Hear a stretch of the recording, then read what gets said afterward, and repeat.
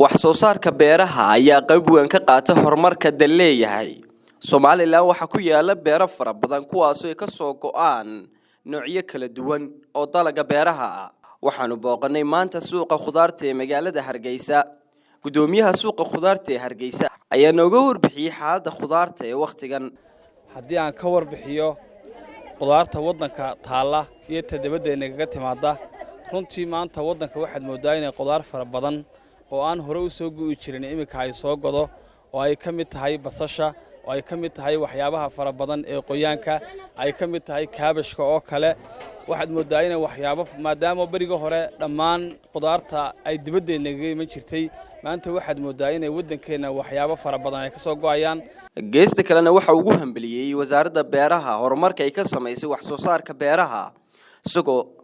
isagoo intaasi raaciyay inay wasaaraddu dadaalka si laba jibaarto deegaanada kale aanay wali gaadhinna ay horumarka wax soo saarka beeraha gaarsiiso. Waxaan ka codsan lahaa kale xukuumadda Soomaaliland ama wasaaradda beeraha runtii waxaan oran lahaa iyada laftigeedu inay sida imika wax u wado si ka sii fiican ay wax u wado maadaama aad moodo wasaaradda beeraha laftigeedu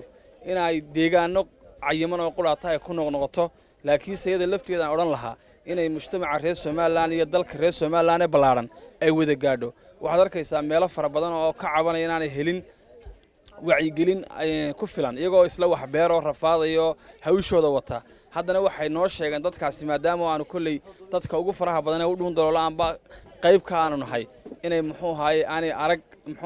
dardargelin iyo wasaaradda beeraha laakiinse ay maqlaan inay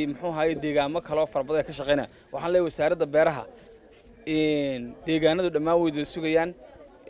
intii hore wax u beeratay waxa laga yaabaa inaanay wax fara badan oo wacyigelin loo baahnayn laakiinse inta wacyigelin iyo in wax loo sheego iyo waxay kaalmo iyo gacan qabasho iyo wax walba u baahanay runtii waxa weeyaan deegaanada aan wali la gaadhin ee sugaya gacanta inay u fidiso wasaaradda beeruhu. Waxaan ugu baaqayaa dhammaan beeralayda Jamhuuriyadda Soomaaliland meel kasta ay joogaan in ay dalka wax ka beertaan maadaama ay Soomaalidu tiraahdo intay baahdaa ku siiso intay beertaa ku soo baahdaa kuma siiso waayo dhaqaalaha dibadda inooga baxaya waxa weeyaan malaayiin dollar baa u baxa dibadda oo khudaar aan soo siisanaa maadaama ay dalkeena ay ka baxdo lacagtaasi waddanka ay ku noqon lahayd dad fara badan ayaa shaqo ka heli lahaa qoysas fara badan ayaa biishan lahaa. Marka waxaan leeyahay ummadda reer Soomaaliland inay sidaa imika u dadaalayaan runtii aad moodo inay sidii hore aad uga gedisayn inay imikana ay kor u qaadaan wax soo saarkooda. Kusoo qaalib ah imika la joogto alxamdulillah waayo dalka ayaa ka soo goday tii dibadda aad nooga yaraatay waayo markasta dalka soo godo aad qofdo joogtaa marka tii dibadda timaadana